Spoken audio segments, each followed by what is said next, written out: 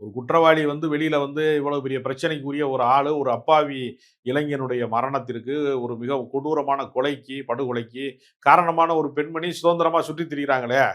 ஹோட்டல்ல வந்து சாப்பிட்டு, காஃபி சாப்பிட்டு நான் வந்து கேஷுவலா திரியிறாங்களேங்கிறது மக்களுக்கு ஒரு கோபம் இருக்கிறது. போலீஸ் விரைந்து பிடிக்கணுங்கிற ஆர்வத்துல அவனே தகவல் சொல்றான். போலீஸ்க்கு தெரியாதா? அவங்க கண்காணிக்காமலா இருப்பாங்க? அவங்க எங்கே போறாங்க, என்ன செய்றாங்கங்கிறதெல்லாம் போலீஸினுடைய கண்காணிப்பு வளையத்துக்குள்ள தான் இருக்கும். அதனால அதெல்லாம் அவங்க சொல்ல மாட்டாங்க. ஏன் வந்து காவல்துறை வந்து காஃபி சாப்பிட்டாலும் சாப்பிட்டு போட்டு கிளம்பி போட்டுமியா நீ விடிய அப்படின்னு ஏன் சொல்றாங்கன்னா, கண்காணிப்பு வளையத்துக்குள்ள தான் அவங்க ஏற்கனவே இருக்கிறாங்க.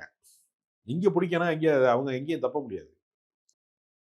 உயர் அதிகாரியின் உத்தரவுக்காக கொலை செய்யறான். கூலிப்படையில வேலை செய்யறவன் வந்து எஜமான் சொன்னான்னு சொல்லி கொலை செய்யறான் இல்லையா? போலீஸ்காரன்கிறவன் வந்து என்னன்னா, ஒரு ஒழுங்குபடுத்தப்பட்ட வன்முறை அமைப்பு தான் காவல்துறை, ராணுவம் எல்லாமே. கொலை செய்வதற்கான பயிற்சியை வந்து அவங்களுக்கு ஏற்கனவே வச்சிருக்காங்க அவங்களுக்கு. ஒரு சக மனிதன் வந்து கத்துற போது மற்றவனுக்கெல்லாம் இரக்கம் வரும், நடுக்கம் வரும்ல. அவன் மேல உற்சாகமா ஏறி மிதிக்கிறான்னா, அவன் எவ்வளவு பெரிய சைக்கோவா இருப்பான்னு யோசிச்சு பாருங்க நீங்க. ஒரு கொடூரமா ஒருத்தன் வந்து மிளகா பொடிய வாயில போட்டு, அவன் கதறி வந்து தண்ணி தண்ணின்னு கத்தும்போது, அவன் வாயிலேயே வந்து ஷூல மிதிக்கிறான். மூளை கலங்குற வரைக்கும், ரத்தம் கசிவு வர்ற வரைக்கும் மிதிக்கிறான்.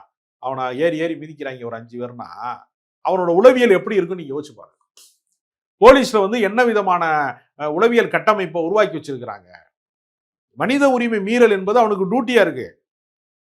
ஒருத்தனை கொலை செய்யறதுங்கிறது அவனுக்கு ஒரு குதூகலமான நடவடிக்கையா இருக்குன்னா, அவன் மனநல மருத்துவரே அவன்கிட்ட வந்து செக் பண்ணணும்.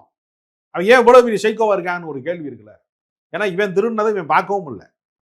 இந்த நிமிடம் வரைக்கும், நான் பேசிக் கொண்டிருக்கிற இந்த வினாடி வரைக்கும், அந்த நகை உண்மையிலேயே திருடு போச்சானே தெரியல நமக்கு.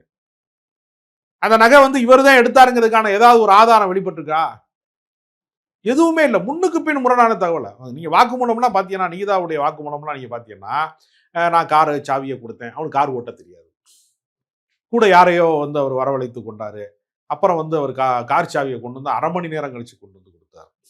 அப்புறம் பூஜை தட்டு மேல தான் நான் கார் சாவியை வச்சேன். கொஞ்ச நேரம் கழிச்சு திடீர்னு கார் சாவியை காணோம். ஏதோ மர்மக்கதை சொல்றது மாதிரி, ஸ்கிரீன் பிளேயோட சொல்றது மாதிரி. அப்புறம் திடீர்னு பார்த்தா வந்து அங்க இருக்கக்கூடிய ஒரு பூசாரியோ, அர்ச்சகரோ கொண்டு வந்து அதை கொடுத்தாரு. எல்லாமே முன்னுக்கு பின் முரணானது. நான் வந்து ஸ்கேன் பண்றதுக்கு வந்து அதாவது அது ரொம்ப வினோதமா இருக்கும். ஸ்கேன் பண்றதுக்காக தான் போனோம். போற வழியிலேயே சாமியை கும்பிட்டு போயிடலாம். பத்திரகாளி அம்மனை கும்பிட்டு போயிடலாம். அப்ப அங்கே போய் கரெக்டா வேணான்னு இங்கே கழட்டி வச்சோம். எல்லாமே அவங்க சொல்றதுக்கு அவங்களே முரண்படுகிற பல தகவல்களை மாத்தி மாத்தி அவங்க சொல்றாங்க. அதனால அவங்களுக்கு அவங்க உத்தரவு போடக்கூடிய அளவுக்கு ஒரு உயர் அதிகாரிகளோடு தொடர்பு கொண்டு உத்தரவு போடக்கூடிய அளவிற்கு இவங்க பேச்ச அவங்க கேட்க வேண்டிய அவசியம் என்ன இருக்குன்னு ஒரு கேள்வி இருக்குல்ல.